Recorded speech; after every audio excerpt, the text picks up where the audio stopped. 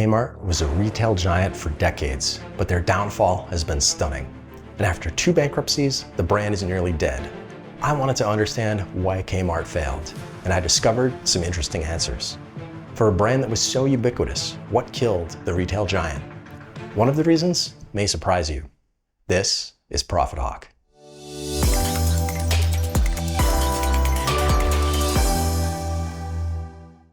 Welcome to Profit Hawk, where we analyze business achievements and failures, breaking down why a company works or why it doesn't, and the lessons we can apply for future success.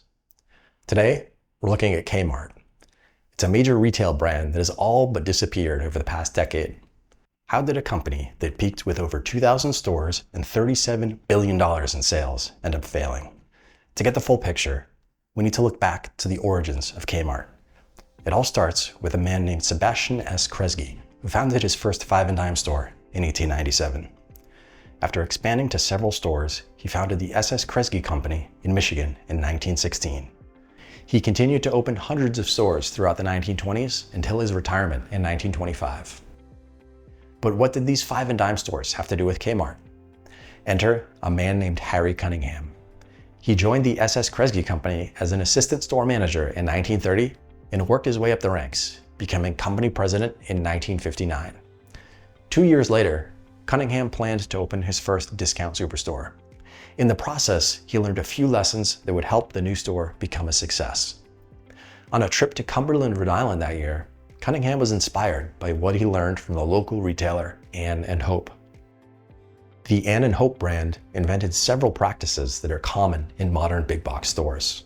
For example, the practice of self-service, where customers could browse items at their own pace instead of always being accompanied by a salesperson. Another practice was the use of big basket shopping carts, so customers could hold all their items as they walked through the store.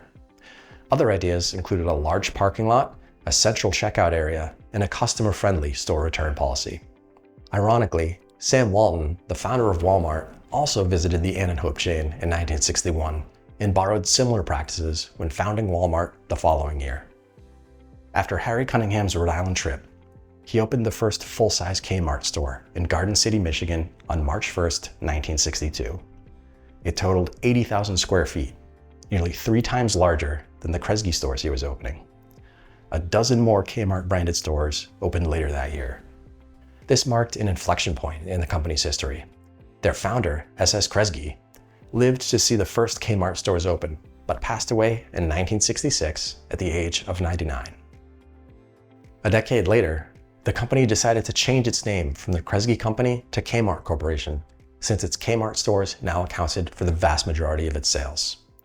Throughout the 1970s, Kmart put many competing retailers out of business, and by 1981, there were over 2,000 Kmart stores in North America. Kmart, Kmart, is your name. Yes, it is. Unique value, face to face. Kmart, Kmart, sells great merchandise. You're gonna get value at a low, low price. In 1987, Kmart sold their remaining Kresge stores and the brand was discontinued. Now that Kmart was one of the largest retailers in the United States, the company soon shifted its focus to acquiring other popular brands, including Sports Authority, Builders Square, OfficeMax, and Borders Books. By the early 1990s, Kmart created several initiatives to drive growth, including its most popular, the Blue Light Special. Led by the famous catchphrase, "Attention Kmart shoppers," a rotating blue light in the store signaled a limited time promotion designed to sell some less popular merchandise. These surprise sales thrilled shoppers and had them feeling they could be at the right place at the right time. Kmart's other plans included exclusive merchandise from celebrity product lines, including Martha Stewart and Disney. Entertainer Rosie O'Donnell and golfer Fuzzy Zeller became spokespersons. Kmart profitability peaked in 1993 with $37.7 billion in sales. In the late 1990s, Kmart began converting over half its regular stores into quote-unquote big Kmart stores, which added additional product lines. This included new departments for home fashion, children's apparel, houseware, and pantry consumables. Some other stores were branded Super Kmart stores and included a full grocery store, gardening, pharmacy, and a cafe. Through the end of the millennium, the company's strategy included some major decisions that affected its future. Surprisingly, Kmart did not invest in its computer technology to manage its supply chain and inventory. Kmart executives also believed that the company's future was in core retail, so it began spinning off its other brands it acquired several years prior. By the early 2000s, under the leadership of new CEO Charles Conaway, Kmart began a major restructuring to keep up with its competitors. They finally began modernizing their technology, closing underperforming stores, and continuing to open big and super Kmart stores. But was Conaway the right man for the job? No. In January 2002, Kmart shocked the when it filed for Chapter 11 bankruptcy protection. Conaway and his company president, Mark Schwartz, were both accused of misleading shareholders and government officials about the company's financial issues. In private, they spent that company money on planes, houses, boats, and other personal luxuries. Both men were forced to resign, and the Securities and Exchange Commission later filed a lawsuit. Conaway was found liable in a trial in order to pay a multi-million-dollar settlement. Meanwhile, Kmart closed 300 stores and laid off approximately 35,000 workers. While going through the bankruptcy, a majority of the company was purchased by ESL Investments, a hedge fund controlled by billionaire Eddie Lampert.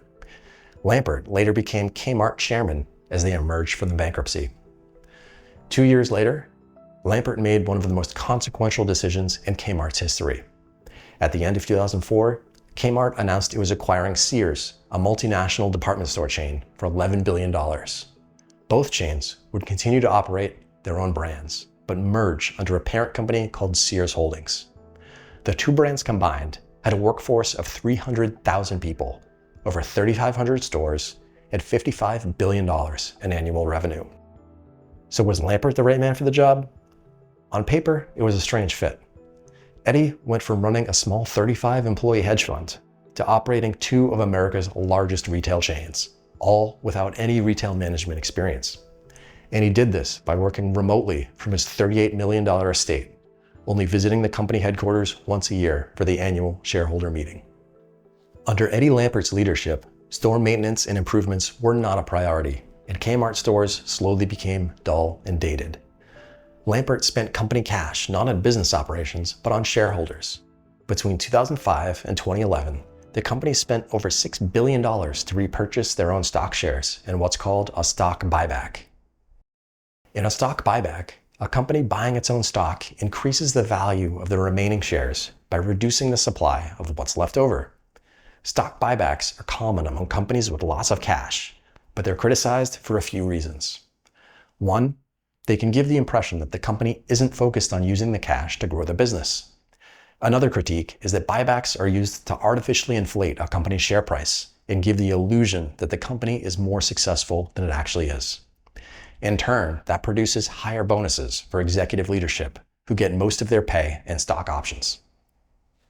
In a 2007 letter to investors, Eddie Lampert wrote that, quote, "We will not spend money on capital expenditures to build new stores or upgrade our existing base simply because our competitors do.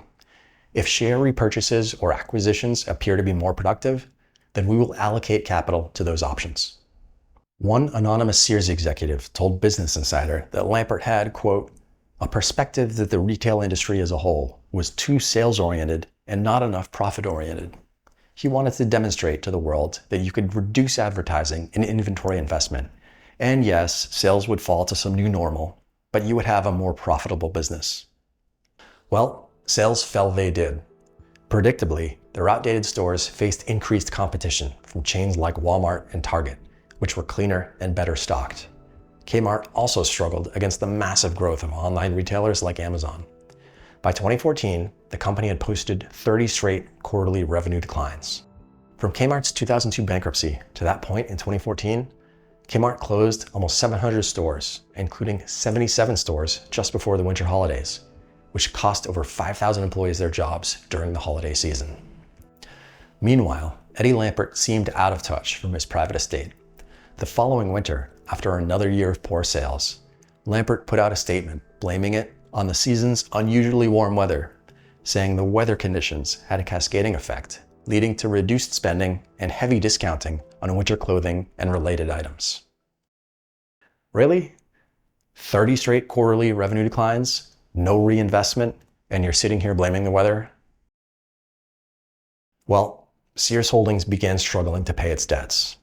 They enacted a sale-leaseback agreement, which sold the real estate properties of Kmart and Sears stores to a new company owned by Eddie Lampert named Seritage Realty Trust. In exchange for the cash infusion, Kmart and Sears were now obligated to pay rent on the properties they previously owned, with the rental prices set by Eddie Lampert and his real estate company. This sale helped Sears Holdings raise nearly $3 billion, most of which they quickly burned through to pay off their debts. But the company was now saddled with millions of dollars in rent payments to Lampert's other company.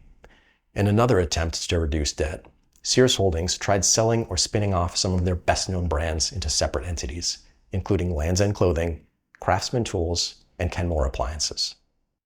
With the poor management, lack of investment, increased competition, and failure to turn a profit, Kmart and its parent company were in more trouble than ever.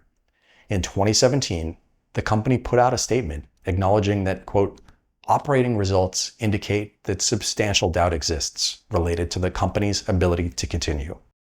Seeing the inevitable, the Fitch ratings agency downgraded Sears Holdings to just above default status, believing the company did not have enough cash to continue operating.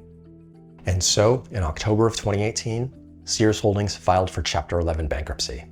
After a lot of legal and financial wrangling, the surviving business was set to be sold to a company called Transformco, another subsidiary of ESL Investments, Eddie Lampert's own hedge fund. This bankruptcy deal was considered controversial since he had a vested interest in both ESL Investments and the Sears Kmart parent. There was one part of the bankruptcy deal that Lampert didn't like: severance payments. The approved buyout offer included a provision that $43 million were earmarked for severance payments to the thousands of store workers who were laid off at Sears and Kmart. This would fulfill a promise that Lampert himself had repeatedly made. But in court, Lampert's attorneys desperately fought against it. They demanded that the judge relieve Lampert of that responsibility, claiming that he had other issues with creditors. This abrupt turnaround on paying severance prompted a letter from U.S. Senator Elizabeth Warren and Representative Alexandria Ocasio-Cortez. They wrote, "New reports indicate that you are seeking to shirk your commitment to compensate workers who were laid off following the October bankruptcy filing. The failure to make those payments would amount to a broken promise on your part and a betrayal of hardworking Sears employees, some of whom have worked at the company for decades. Workers have already suffered dearly for years of management failures at Sears, as executives sought to cut promised compensation to the company's workers while walking away with millions in bonuses for themselves." The two politicians called on Lampert to explain his actions and even released a video calling attention to another little-known fact. Today it's a very different Sears. And that's because in the early 2000s, Stephen Mnuchin's old college roommate, a private investment fund owner named Eddie Lampert, put his friend, Stephen Mnuchin, on the Sears board. And then he drove the company into the ground. Yes, Eddie Lampert's friend, Stephen Mnuchin, was on the board of Sears Holdings as the company piled up debt. Mnuchin was hired from there to be Treasury Secretary during the Trump presidency. In his role as Chief Financial Officer of the U.S. federal government, Mnuchin oversaw a record $8.2 trillion increase in the country's debt over 4 years. Back to the bankruptcy, the Sears Holdings case continued to stretch on. Lampert was seeking court approval to pay company executives as much as $25 million in annual bonuses during the bankruptcy. A lot of people believed that Lampert's dual role resulted in him personally benefiting from his deal-making at the expense of the company and its workers. This included everything from the brand spin-offs to the real estate agreements to the bankruptcy sale and bonuses.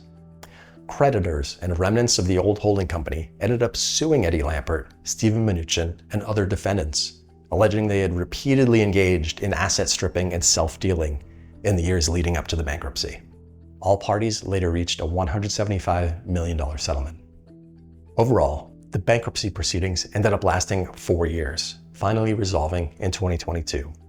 It ended up being the most expensive retail bankruptcy in history, with the company and its creditors spending a total of $250 million on lawyers and advisors. Eddie Lampert's reputation was tattered by the end of the trial, with the media seeing him as a storybook villain killing the company for his own personal gain. The bankruptcy judge even addressed Lampert at the closing of the trial, saying that, quote, he has the opportunity not to be a cartoon character. He should do that. 202 Kmart stores survived the bankruptcy, but afterwards they continued to close rapidly. By late 2023, only 2 stores remained in the continental United States, one in Miami, Florida, and the other in Long Island, New York, where they remain to this day in 2024. And that, my friends, is the story of Kmart. Going back to the original founders, S.S. Kresge and Harry Cunningham, what would they think of Kmart's journey over the past 25 years? 2 bankruptcies and the closure of nearly every store. Do you think this is the end of big box stores as a whole? Or maybe it's just a stunning example of corporate mismanagement led by an executive determined to enrich himself no matter the cost. This is Profit Hawk. Thanks for watching. If you want to learn more about business tricks like the sale-leaseback agreement, check out the story of Red Lobster. And if you enjoyed this video, like and subscribe, and I'll catch you on the next one.